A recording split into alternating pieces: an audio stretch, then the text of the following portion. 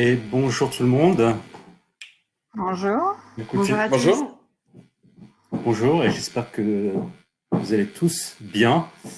Écoutez, bienvenue dans ce webinaire Clustar organisé avec la participation de TF1. Donc, je vais me présenter. Je suis Philippe Biomel, cofondateur de Clustar. Avec nous aujourd'hui, nous aurons Julien Laurent comme guest star. Julien Laurent qui est directeur marketing digital chez TF1.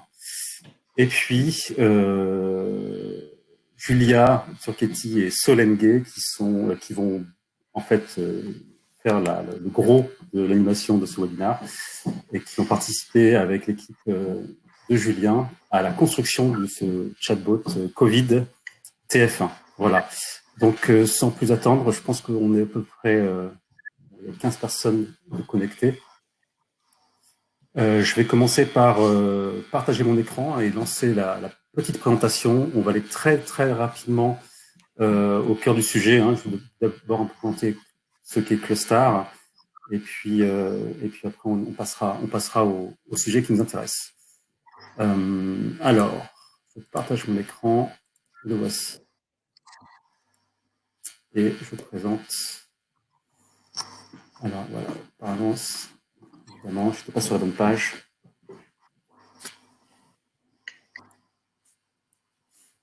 Ok, bah écoutez, donc rapidement, Clustar, on est une solution d'IA conversationnelle, c'est-à-dire qu'on automatise la relation client dans le sens où on va comprendre les questions, on va y répondre automatiquement et on va travailler dans beaucoup de cas avec les équipes service client, support client chez nos clients et pour pouvoir soulager les équipes clients d'un certain nombre de questions auxquelles ils ne souhaitent pas répondre. Et on peut faire ça aussi dans l'acquisition client pour répondre à des questions produits ou services sur les offres. On travaille avec différents types de sociétés, des grands groupes, mais aussi des startups comme Lydia. Alors, comme vous pouvez le voir, on travaille avec l'URSSAF en ce moment. On a beaucoup de trafic qui nous vient de l'URSSAF en ce moment. Les entreprises françaises se posent beaucoup de questions. Mais comme vous pouvez le voir dans cette page, il n'y a pas de médias. On n'avait pas l'habitude de travailler avec les médias puisqu'on fait des bots de support client. En revanche, la crise a changé un peu cette donne puisque début mars, TF1 est venu nous voir parce qu'il souhaitait mettre en place un chatbot pour répondre aux questions que se posent toujours les Français à propos de l'épidémie. Voilà. Donc, pour vous présenter l'intervenant de Julien, directeur marketing digital de TF1, qui a été à la tête de cette initiative, et puis Solène et Julia. Je vais leur laisser la parole très très rapidement. Du coup, Julien, est-ce que tu peux nous expliquer un petit peu, parce que quand tu nous as contacté via LinkedIn, c'était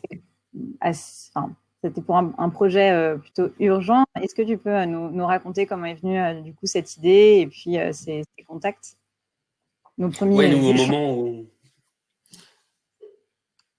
Avec plaisir. En fait, au moment où on contacte Clustar, en fait, on est déjà, nous, dans une forme d'urgence qui est assez importante. Ça fait 1 mois à peu près que le sujet du coronavirus a émergé. J'ai vérifié les premiers articles qui sortent chez nous. On est autour de mi-janvier. Et puis, on voit l'effet boule de neige. L'effet boule de neige, il y a une vraie accélération. Et c'est à la fois un sujet qui est intéressant parce qu'il y a à la fois, nous, on produit beaucoup de contenu et les gens se posent beaucoup de questions. Et en fait, dans ces cas-là, la mécanique digitale, l'objet qui répond aux questions des gens, c'est Google. Et nous, en tant que média d'information, on est évidemment très exposé au trafic de Google. Mais finalement, on se pose la question de comment on peut centraliser, normaliser et organiser le fait de répondre aux questions des utilisateurs. Et pour rendre à Olivier ce qu'appartient à Olivier, c'est pas moi qui ai l'idée, c'est Olivier Ravanello, qui est le directeur digital de l'information du groupe TF1, et qui vient me voir en me disant tiens, un chatbot, effectivement, un chatbot, c'est intéressant. Et en même temps, à ce moment-là, il n'y a pas, à ma connaissance, de bons cas pratiques, de bons exemples d'utilisation d'un chatbot, d'abord dans un contexte d'actualité, d'information, mais encore plus dans une crise de l'information, enfin en tout cas un moment où il y a une vraie tension au niveau de l'information. Mais ça nous fait réfléchir et puis on tente le coup et puis moi j'ouvre LinkedIn et puis je cherche qui fait des chatbots en France. Et puis je vois Clostar. Moi je suis assez rassuré en plus par la dimension SEO de l'agence, parce que évidemment nous dans les métiers du marketing digital liés à l'info, donc moi je m'occupe du marketing digital de l'info pour être précis. Le SEO c'est un sujet qu'on connaît très bien, c'est un peu le cœur du moteur, donc on se dit voilà, on va avoir potentiellement quelqu'un qui d'un côté a une techno chatbot et qui de l'autre côté va à peu près comprendre nos problématiques. Donc coup de fil, réponse très rapide, c'est Nicolas, le cofondateur avec Philippe, qui me répond au milieu d'une formation, qui donne mes coordonnées, à qui j'explique ça à une pause, qui me fait rappeler par Philippe tout de suite après. Et puis ça s'est enclenché extrêmement vite. Je crois qu'on a prévu une petite timeline pour vous montrer à quel point ce projet s'est monté très rapidement. Mais on est le mardi, d'avant le confinement. Ok. Peut-être est-ce que tu penses qu'on présente avant la timeline et puis peut-être après le bot? Philippe, est-ce que tu peux passer la suite? Comme ça, on peut peut-être présenter un petit peu. Donc, peut-être Julien, tu peux démarrer pour expliquer les étapes et puis Solène, peut-être tu peux compléter avec ton expertise. Ouais, nous on est, en fait, on a fait, je crois que je me suis même excusé sur le coup parce qu'on a fait plonger les équipes de Clostar dans quelque chose que nous dans l'info on a peut-être plus l'habitude de vivre, c'est-à-dire une plongée dans une seringue dont il faut sortir très très vite, avec un gros effet de piston, hein, puisqu'on se contacte le mardi, le mercredi matin. On avait chez Clostar qui donc a accepté de se lancer dans cette mission avec nous. On avait deux personnes, une personne de la rédaction, une personne de mon équipe, pour se faire former à la plateforme et pour comprendre, apprendre, prendre en main, et puis déjà apprendre à travailler avec les équipes.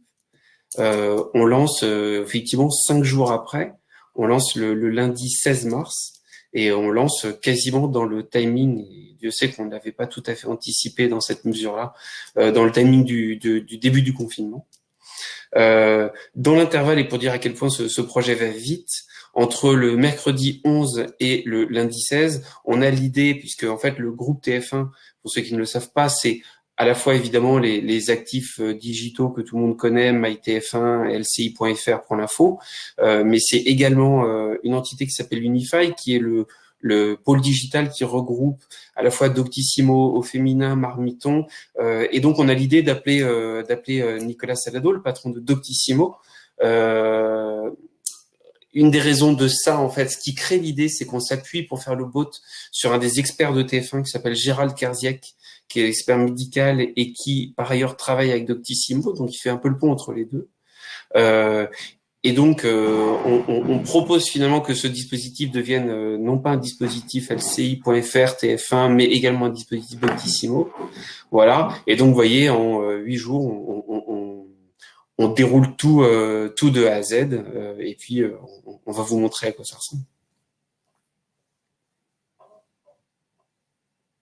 Solène, est-ce que tu peux nous dire, toi, à peu près, parce que là, on parle justement du fait que ça a été très rapide. Solène, est-ce que tu peux me dire à peu près, toi, quand tu démarres le projet, combien de temps ça prend entre le début, alors une fois que l'idée a été validée, hein, combien de temps ça prend entre la création et le lancement? Alors, c'est assez variable en fonction des projets, en fonction de si c'est un bot plus complexe ou pas. Mais c'est vrai qu'en général, les ateliers de conception, déjà, c'est quelque chose qu'on fait avec nos clients pour les aider à réfléchir sur leur bot et le périmètre qui seront répondues sur le bot et c'est des ateliers qui sont du coup en 3 séances, donc ça prend minimum 2 semaines en général. Et ensuite, pour un lancement de bot classique, du coup, c'est entre 1 et 2 mois en fonction de la complexité des. Okay. Est-ce que Philippe, tu peux répéter avant et on peut peut-être, vous allez peut-être pouvoir nous présenter un petit peu plus le bot en question, parce que donc il y a eu cette création de page. Tu veux que j'aille sur la slide d'avant? Oui, s'il te plaît. Voilà. Est-ce que du coup, Julien et Solène, vous pouvez nous présenter un petit peu où est le bot? Moi, je peux peut-être aussi partager mon écran. Hop. Alors, attends. Est-ce que vous voyez correctement mon écran?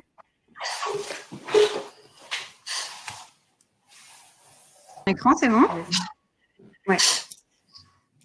Ouais, du coup, pour répondre à ta question. Vas-y, Solène. Pour répondre à ta question, Julia, de où est le bot, il est du coup c'est un bot qui est intégré à la page de LCI, c'est-à-dire qu'il est sur la home et il fait partie du reste de la page. Par contre, sur Doctissimo, il est plutôt en mode widget, c'est-à-dire que c'est un add-on qui est sur le côté, une sorte de petite bulle qui va s'ouvrir du coup en fonction des besoins de l'utilisateur.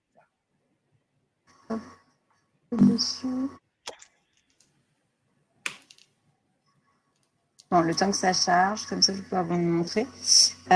Et donc le bot, donc là il y a effectivement donc, les deux représentants de la rédaction. Est-ce que vous voulez que je teste une question pour vous montrer comment fonctionne le chatbot? Donc comment est-ce qu'on arrive dessus? Vous présenter un petit peu? Oui, vas-y. Allez. Vas-y, Solène, tu veux faire la démonstration? Je peux juste faire une introduction. Effectivement, tu parles des experts, c'est important parce que on peut pas se lancer en fait dans un sujet comme celui-là sans certitude de la qualité des réponses qu'on va apporter. Et donc dès le départ, en fait, on choisit d'emmener avec nous non seulement des journalistes et donc la rédaction, mais également les experts qui interviennent dans le groupe TF1 et au sein de la direction de l'information. Le premier qui monte à bord avec nous, c'est donc Gérald Kerziek, qui est bien connu, médecin urgentiste référent et auprès de qui toutes les réponses santé sont validées. Et on pourra en reparler, mais on fait évoluer le dispositif aujourd'hui en intégrant une dimension peut-être plus économie de travail, en faisant monter à bord aussi un Pascal Perry, par exemple, qui est très référent. Voilà, c'était important de le dire effectivement parce que évidemment, quand on répond aux questions des gens, on s'engage à une certaine qualité de réponse. Et voilà. Maintenant, Solène, si tu veux peut-être effectivement présenter comment ça fonctionne et justement les questions et les réponses qu'on apporte. Ouais. Alors, du coup, j'imagine que vous voyez tous l'écran. Il y a 2 façons d'interagir avec le bot. Premièrement, c'est d'utiliser les boutons. Donc là, c'est la validation pour la RGPD. Et ensuite, vous avez un menu principal qui vous donne les grands thèmes. On a identifié du coup avec les rédacteurs de LCI. Et du coup, vous avez plusieurs thèmes. Vous pouvez choisir. On peut directement, par exemple. Question qui est pas mal posée en ce moment. Est-ce qu'il y aura une récession?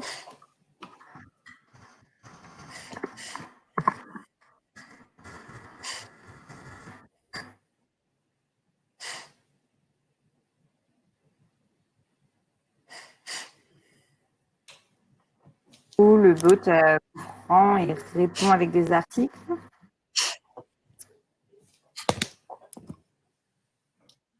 Je ne sais pas si vous arrivez tous à voir les réponses du bot, mais vous pouvez les tester en parallèle sur le site LCI, n'hésitez pas.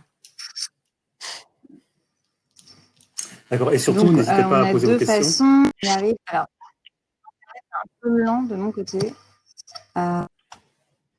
Mais donc, effectivement, on arrive donc sur le bot et on peut donc poser des questions ou bien...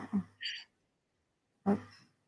Voilà, je pense que mon ordi souffre de la connexion. Très bien. Donc, je reprenne la main, Julia. Ouais. Laurent. Julien, pardon. Ce qu'il faut bien comprendre, c'est qu'effectivement et ça vous expliquerez Philippe beaucoup mieux la techno que moi, mais il y a une vraie logique de compréhension du langage et des questions que posent les gens. Et ensuite, il y a tout le contenu qu'on a pu travailler de notre côté, qui sont à la fois du contenu, donc le bot il va répondre, il va donner des informations très concrètes. Hein. On a pu dire à un moment, on a pu répondre par exemple à la question très directement de je tousse, est-ce que je suis malade? Bah non, en fait là le bot il va donner les symptômes clés, il va donner les gestes qu'il faut avoir en cas de symptômes, il va rappeler les gestes barrières, ça c'est du contenu concret. On s'appuie aussi beaucoup sur la production de contenu éditorial. Et donc, il y a beaucoup de renvois vers des articles qui vont plus loin, vers des vidéos. On doit avoir fait plus de 3000 articles ou 3000 contenus sur le sujet du coronavirus à l'heure qu'il est. Voilà, donc il y a aussi un gros maillage. Il sert de point de maillage important vers nos contenus. Oui, je vois, il y a une question du coup pour vous deux, c'est quelle est donc la volumétrie, mais aussi qu'est-ce qui se passe quand le sujet en fait est hors le sujet Corona. En fait, qu'est-ce qui se passe quand quelqu'un pose une question qui n'est pas comprise par le chatbot s'il ne concerne pas le Covid? Alors, du coup, je peux peut-être répondre sur la partie quand c'est une question qui est hors sujet. Ça peut être hors sujet Corona ou une question qui n'est pas comprise par le bot. Ça renvoie vers ce qu'on appelle un fallback. En fait, c'est une réponse qu'on préparamètre au cas où la question ne soit pas comprise par le bot. Donc, il renvoie actuellement vers les sujets d'actualité. Donc, il renvoie vers les grands articles LCI et le direct par rapport à l'info du coronavirus. Et il indique que la question n'est pas dans le périmètre. Je vois qu'il y a une autre question qui vient sur comment ça a changé l'actualité, du département. Ça, on va y répondre juste après. Donc on reviendra sur cette question qui vient du coup de Arnaud. Oui. On peut peut-être passer du coup à la prochaine slide pour expliquer comment s'est passé le lancement. Si vous pouvez du coup nous décrire, ça correspond à la timeline qu'on vous a présentée avec les différentes étapes. Et donc là, en fait, on répond justement à la question sur le trafic. Donc, je vous laisse, Julien et Solène, présenter ce qui s'est passé côté chatbot. Solène, tu veux le faire? Peu importe, si tu veux y aller, vas-y. Du coup, en fait, ça concerne les moments où en fait, le bot a été lancé. Donc, vous voyez la première, c'est la home. Donc, ça, c'est quand ça a été lancé au moment sur la home. Donc ça correspond aux requêtes sur nos serveurs. C'est pas que pour le bot TF1, mais nous, on a augmenté énormément en fait suite à l'activité Covid le nombre de sollicitations à nos serveurs. Donc on a lancé aussi sur le sujet du Covid un bot sur le site des URSAF. Pour répondre aux questions des professionnels. Et donc, ensuite, vous voyez un petit pic. Donc, 13h TF1, en fait, il y a eu plusieurs annonces qui ont été faites au JT, donc de 13h et aussi à celui de 20h, donc pour informer les spectateurs qu'il y a donc un bot qui répond aux questions sur le Covid. Et ça a vraiment marqué, en fait, des pics d'activité et de sollicitations sur le bot. Et l'autre pic que vous voyez, c'est quand ça a été donc lancé sur Doctissimo. Je vous laisse compléter, du coup, mais on voit vraiment ce pic de trafic en fonction du coup des lancements. Et chez nous, il y a eu donc ça, comme indiqué sur le pardon, Julien, sur le graphe, ça multiplie par 4, voire un peu plus maintenant la charge habituelle sur l'infrastructure Clostar. Et donc on a dû être très vigilant de manière à ce que cette infrastructure tienne et puisse permettre aux hôtes de répondre rapidement à plusieurs dizaines, en tout cas plusieurs milliers de personnes en même temps. C'était un point d'ailleurs dont on s'était assuré, dont on avait discuté très vite en fait, parce que évidemment nous on a c'est notre responsabilité d'avoir des choses qui tournent bien, et particulièrement quand à ce point, encore une fois, il y a une tension dans la société et qu'il y a des questions. Là, nous, c'était pas l'infrastructure technique du groupe TF1, hein, c'était l'infrastructure technique de Clustar. Donc, une des premières questions a été: est-ce que vous pensez que vous êtes capable d'avaler des fortes montées en charge de trafic? Parce que nous, on le voit déjà sur notre site, et à titre d'exemple, nous, on a triplé l'audience sur un LCI.fr rien que sur le mois de mars. Donc, on savait que la vague de trafic allait être intense et énorme, que là, en plus, on se retrouvait avec 2 sites sur ce sujet, Doctissimo sur la santé, nous sur l'actu, qui allait forcément avoir un gros effet de levier, et qu'en plus, et c'est un signe de la qualité du projet, c'est que il a été porté par les éditions d'info de TF1, donc il a été annoncé aux 13h, annoncé aux 20h plusieurs fois. Voilà, ça c'était une vraie question de savoir si on allait être capable d'avaler, en tout cas si la plateforme serait capable d'avaler cette charge, et ça a tenu très bien. Ok. On passe à la slide suivante. Ouais. Sur du coup les ressources et l'organisation. Donc c'est l'idée de vous présenter un petit peu comment on s'est organisé donc dans un temps assez court. Donc qui a apporté comment se sont organisées les équipes. Donc Julien, si tu peux peut-être commencer, tu parlais justement de la rédaction et du coup des intégrations. Donc qui est intervenu de ton côté? Ouais, chez nous, c'est fatalement, vu le timing et vu le format, c'est une task force.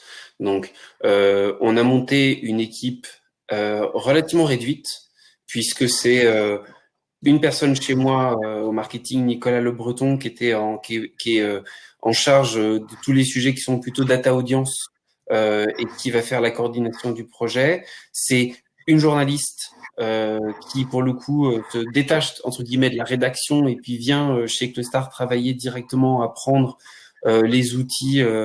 Donc Amandine et ensuite ces 2 personnes là chez nous, elles vont faire des ponts. Donc elles vont faire un pont avec l'équipe produit pour l'intégration de la techno, un pont avec les experts et notamment Gérald Kerziek au début du projet pour s'assurer que face aux questions qu'on identifie, on a les réponses certifiées par lui-même qui arrivent, le tout dans des docs centralisés avec l'équipe projet de Clustar.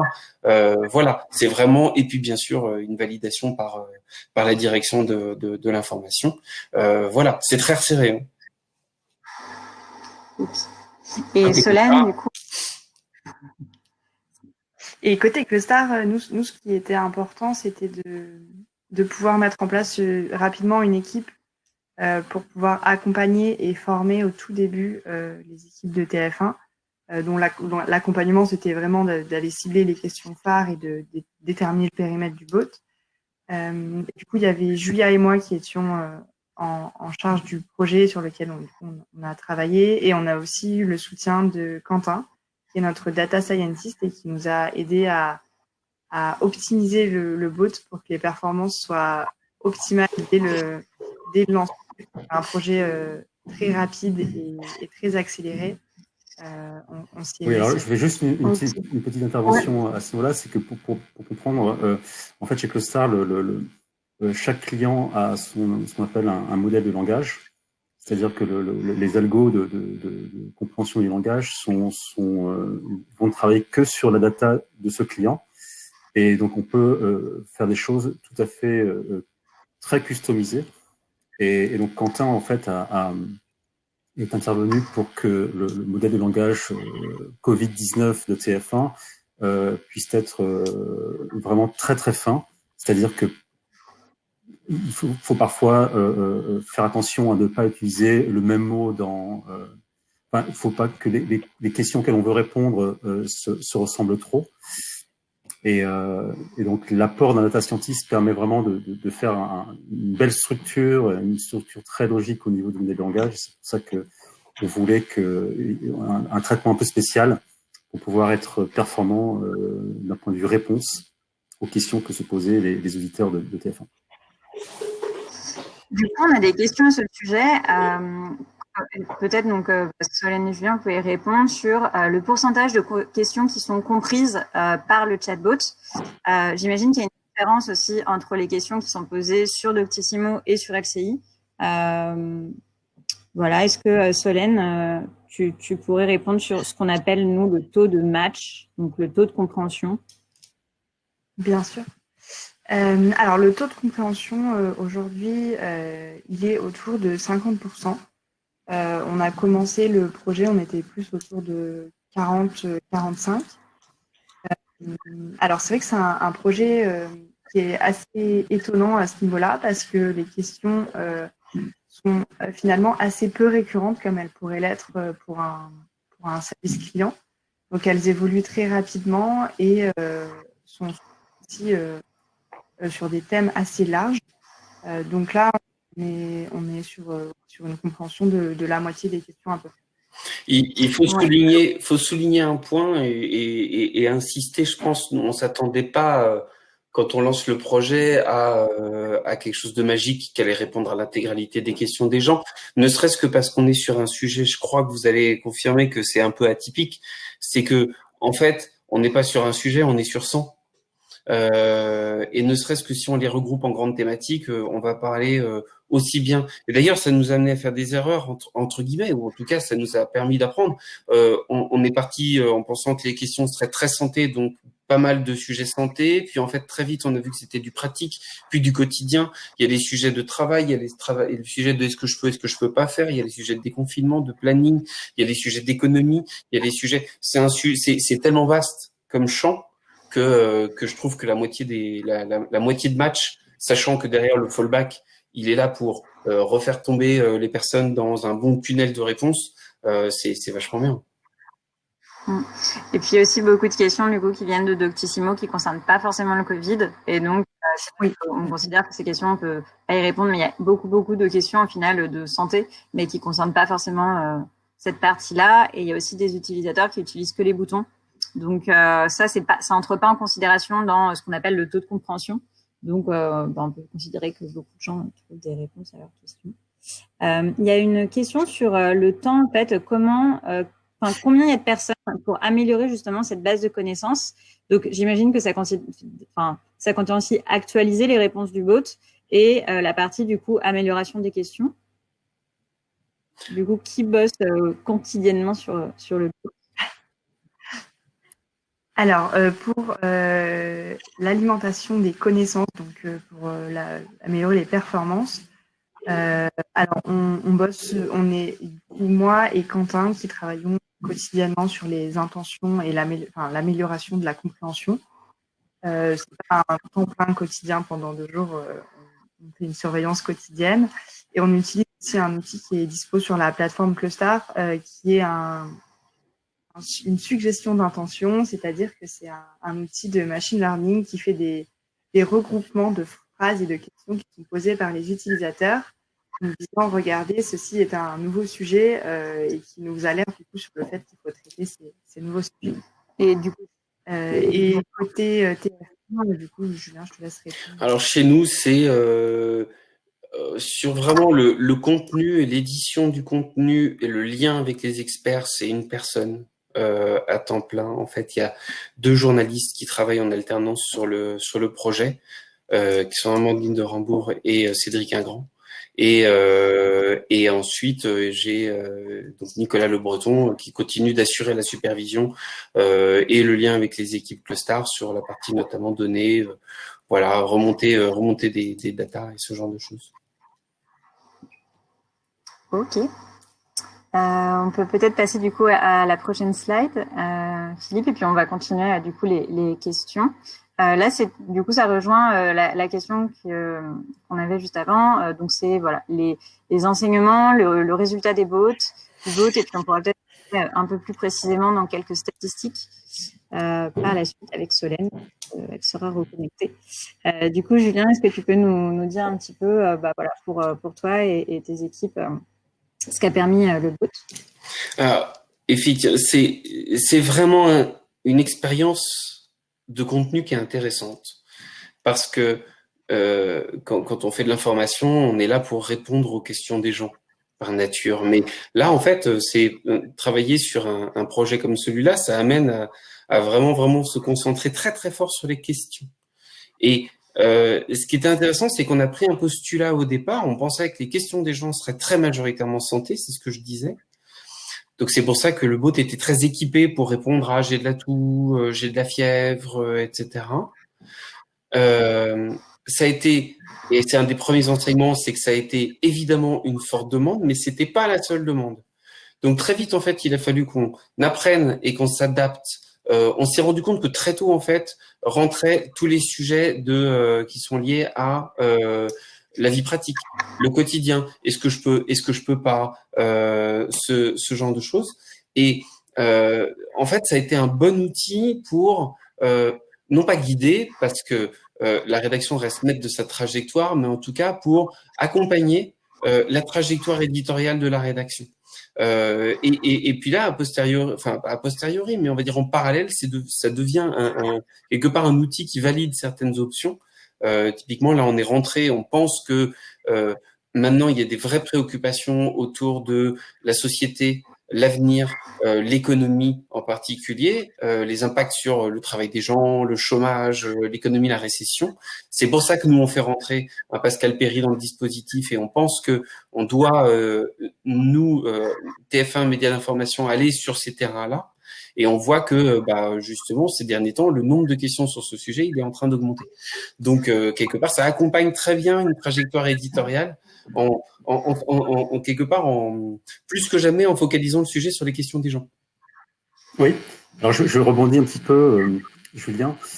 Effectivement, en fait, tout ce qu'on fait avec un chatbot, c'est qu'on capte les questions des gens. Et là, on les capte sur un champ qui est, comme tu disais, très vaste, hein, le champ du Covid-19.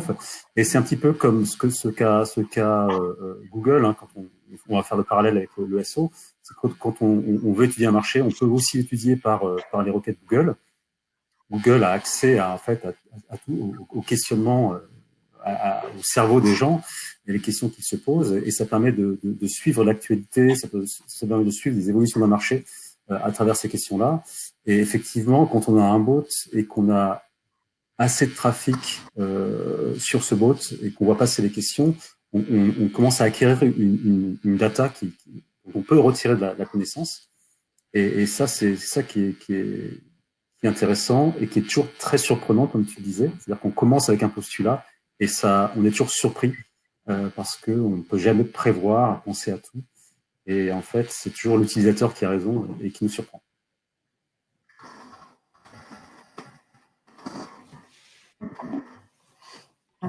Est-ce qu'on a des questions ou pas?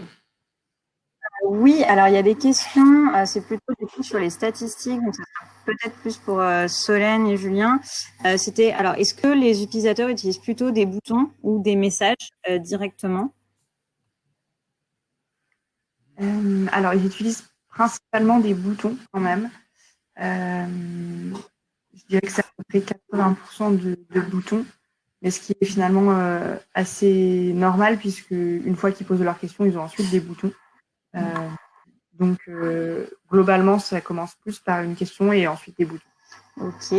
Et du coup, en moyenne, est-ce que vous avez en tête combien il y a eu de personnes en pic quand il y a eu des pics de demande? Alors, le plus haut pic qu'on ait eu, c'est suite au lancement, et on avait eu un peu plus de 12 000 utilisateurs en 24 heures. Ok.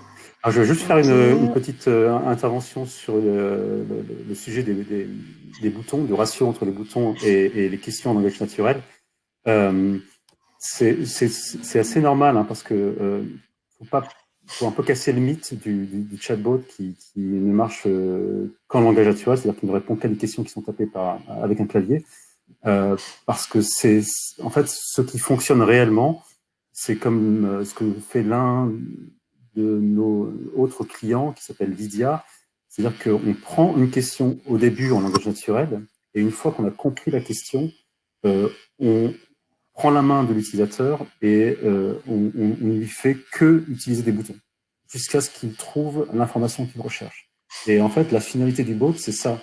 C'est pas de répondre à une question de manière avec un beau geste, c'est-à-dire en comprenant tout ce qu'il tapait, mais c'est comprendre une première question, la question de base, donc l'intention, et ensuite, par le biais de boutons, d'amener le plus rapidement possible l'utilisateur à l'information qu'il recherche. Et donc, dans ces cas-là, il y a toujours beaucoup plus de boutons que de questions tapées. Petite précision. Oui, et puis il y a la question aussi si vos utilisateurs sont plutôt sur mobile ou sur desktop. Ça va aussi permettre de changer l'utilisation, et donc il faut voir dans ce qu'on appelle l'arborescence, enfin le design conversationnel, donc comment en fait on va travailler ce dialogue. On est disponible du coup si vous avez des questions. Vous avez un petit onglet à droite de l'écran. Je vais repasser. Alors, je crois qu'il y a une dernière slide, Julia. Ouais. Ah non, ça c'est une slide qui est la question des fonctionnalités. Celle-ci. Oui, c'est okay. Je te laisse introduire du coup. Oui, bon, c'était simplement pour faire intervenir Laurent sur comment il se projetait dans l'univers des médias. Hein. Qu'est-ce qu'a changé l'utilisation du chatbot, mais surtout dans le contexte de crise, comment est-ce qu'il voit la place d'outils. Alors, il n'y a pas que le chatbot, hein, mais d'outils comme le chatbot, comme le conversationnel, dans l'évolution de son métier, dans un monde post-coronavirus. Ouais, c'est une. Je vais remettre la deuxième oreillette pour plus de confort. Encore une fois, c'était vraiment une expérience riche. C'est vraiment, ça fait partie aujourd'hui du rôle d'un média d'information, de savoir de plus en plus écouter les gens. Évidemment, je pense qu'on a quitté, on quitte petit à petit la culture de l'ère des médias qui sont très descendants, qui sont top-down, comme on dit, qui vont vous dire l'info, et de plus en plus on va vers l'idée qu'il faut vraiment écouter les gens. Ce chatbot, c'est une étape pour nous, c'est une expérience. On pense que effectivement, il prend cette trajectoire. Alors oui, c'est vrai, il y a déjà eu, j'ai vu un commentaire de quelqu'un qui disait oui, il y en a déjà eu des bots dans l'actualité. Il y a eu Jam, oui, c'est vrai. Il n'y en avait pas eu sur un public, on va dire, sur un sujet sur un public plus large que Jam, qui Jam est avant tout un média pour les jeunes, comment on dit, hein, les millennials. Pour en venir au point, oui, le chatbot, c'est un outil, c'est pas l'outil, c'est un outil pour écouter les gens et ça participe à ces nouvelles formes d'information qui sont des modèles d'information qui sont peut-être plus collaboratifs, qui sont plus à l'écoute des gens et nous on entend effectivement continuer à mener des initiatives de ce genre-là. On l'avait fait, c'était passé assez inaperçu pendant les municipales, parce que le sujet municipal a été assez noyé, mais on avait travaillé avec une start-up qui s'appelle Mon Avis Citoyen, où on voulait que les gens puissent s'exprimer et donner leur avis sur leur ville. On va continuer à mener ces initiatives aussi d'écoute et d'expression pour construire notre information. Et voilà, donc encore une fois, le chatbot, c'est un outil, c'est un bon outil, ça s'est avéré un bon outil. C'est pas l'outil, mais en tout cas, il participe à une vision à laquelle on croit très fort. Oui, je pense que après on passera aux questions, hein, mais je pense que à la différence de Jam, moi j'ai plutôt l'impression que le chatbot peut être un outil pour un moment. C'est-à-dire qu'il y a une crise où il y a un fait d'actualité et on peut placer le bot parce qu'il va pouvoir prendre l'augmentation de trafic ou les questions qui émergent à ce moment-là et ne répondre qu'à ce champ de questions bien spécifiques. Par exemple, pour les municipales ou pour les prochaines élections, tu peux imaginer que de passer le bot que pendant la période électorale, pas forcément tout le temps. Et c'est comme ça que moi je vois un peu plus le bot dans l'univers des médias. Okay. Est-ce qu'on a des questions? Oui, on a des questions. Donc, il y a Michael Dehavot qui demande qui a créé les scénarios. Donc, Clustar ou TF1. Du coup, Solène, Julien. Alors, les scénarios eux-mêmes, donc les scénarios, pour ceux qui ne connaissent pas très bien, c'est la réponse en fait qui sera apportée à la question de l'utilisateur. Et donc, les scénarios, c'est bien l'équipe TF1 qui les a rentrés et qui continue de les mettre pour, après une formation avec. Absolument. Formation accélérée. Voilà. C'est ça. On est vraiment dans des questions-réponses. Donc, en fait, contrairement, Mickaël, donc on a déjà travaillé, on travaille avec Mickaël sur le bot de la FDJ. Et donc, à la différence du bot TF1 et du bot FDJ, c'est les questions sont moins complexes sur le bot de TF1 puisqu'on est vraiment dans des questions-réponses, alors que sur la FDJ, il y a des scénarios, on est sur du service client. Et donc, c'est vrai qu'on a cette question d'entonnoir, ce dont parlait Philippe, quand un utilisateur a besoin d'aide sur un sujet, dans ce cas-là, il va passer par plus d'étapes. Donc, c'est un peu la différence selon le cas d'usage. Il y a une question sur le taux de match. Comment il est analysé? Donc, est-ce que c'est de manière automatique ou c'est une analyse avec une intervention humaine? Du coup, Solène, je te laisse y répondre. Content, comment vous faites pour faire cette analyse? Alors, par rapport à la précision, ok, d'accord, j'ai compris la question. Alors, il y a une première partie qui est automatique dans le sens où la plateforme nous sort de la data sur le taux de match, donc le taux de compréhension des questions. Et ensuite, pour voir si les réponses sont vraiment les bonnes, là, c'est plutôt une intervention humaine où on va voir du coup les requêtes, les questions des utilisateurs qui sont enregistrées sur la plateforme et qui du coup nous donnent une indication sur si ça a été compris correctement ou pas. Voilà. Si vous avez d'autres questions, n'hésitez pas à les envoyer sur le chat.